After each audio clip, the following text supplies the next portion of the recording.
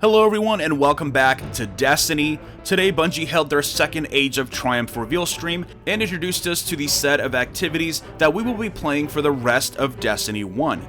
In the stream we also learned about the Daybreak modifier that was teased to us earlier this week and the role it plays in the Nightfall, along with a new mystery bag item called Treasure of Ages, designed to help us cap off our Destiny 1 collections. So let's jump in and break it all down.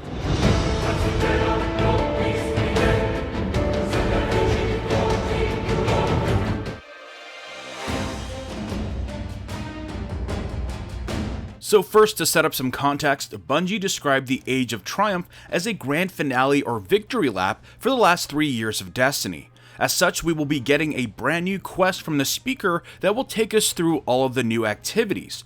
They also introduced a new mystery bag called Treasure of Ages. It will feature, of course, the new Age of Triumph armor set, but it will also include everything from every past live event, including items from the Dawning, Sparrow Racing League, Festival of the Lost, and last year's April update. So if you're missing something from your collection, this is your final chance to get it. Also, they've vastly opened up the selection available from the Silver Dust kiosk, so if you're looking for something specific, say rounding out your Sparrow collection for the Age of Triumph record book, this is a good place to do so.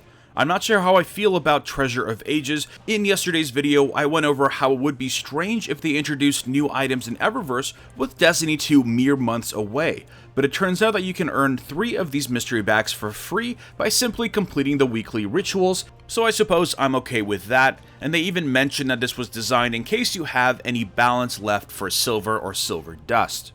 And just remember that anything you attain through Eververse will not carry over into Destiny 2, so if you plan on migrating over to Destiny 2 whenever that happens, just be aware.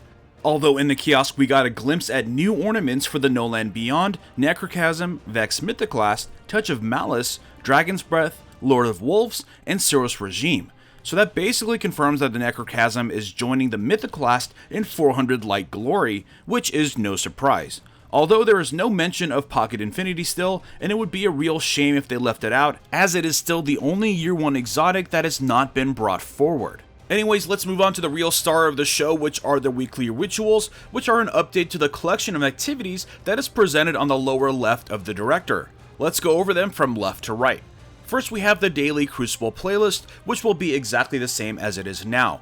The only change being that it will grant you 1 of the new Treasure of Ages for your first completion that week, and 10 Crucible marks every day. The next node replacing the daily heroic mission is the new weekly story playlist. This playlist is curated week to week instead of being completely random like it is now, and is designed to take you through the entire Destiny story cycle. For instance, week 1 will be Earth and Moon, which will take us through the original campaign story missions, with the heroic modifier of course. And another example they give was for week 3, we will be going through the House of Wolves story missions. Your first completion that week will grant you a Treasure of Ages, and the first 5 completions will grant you 20 legendary marks each. This is basically designed so you can get all of the story missions for that week completed in one day, and you don't have to log on every day to get your marks. Next up we have the Siva Crisis Heroic playlist that remains largely unchanged, with the exception that it will now grant you your 3rd free Treasure of Ages for your first completion that week. Next is the weekly Nightfall, which also remains unchanged, but they've added a couple features that will make it more exciting to run. First up, we have the introduction of the Daybreak modifier. This is a modifier that will show up in your Nightfall once a month, and will carry the Epic modifier combined with Mayhem from the Crucible, making your Guardian's abilities recharge at a much faster rate. It will be awesome to play around with this for the first time in PvE, but it's a bit of a shame that it's only once a month. I think they could have just left it as a permanent addition for every week, but at least the good news is that for 6 weeks starting on July 18th and running through August, there will be 6 straight weeks of Daybreak modifier in Nightfalls, so you can have all the fun then. Although the timing of the dates is definitely very curious, and I'll be interested to see if those 6 weeks are the weeks leading up to the Destiny 2 release, giving Destiny 1 its last hurrah. In addition to Daybreak, the Blue Flames are indeed back. In Year 1 of Destiny, after completing the Nightfall, your Guardian's head would be ornamented with swirling blue flames, indicating that you completed the most difficult activity in the game. The flame signified a buff called Radiant Light, which granted you a boost to XP for the rest of the week. Although Nightfalls were a lot less forgiving in Year 1, sending you back to orbit if your team wiped, forcing you to start again. So the blue flames definitely meant a lot more back then, but it was a nice touch that they brought it back.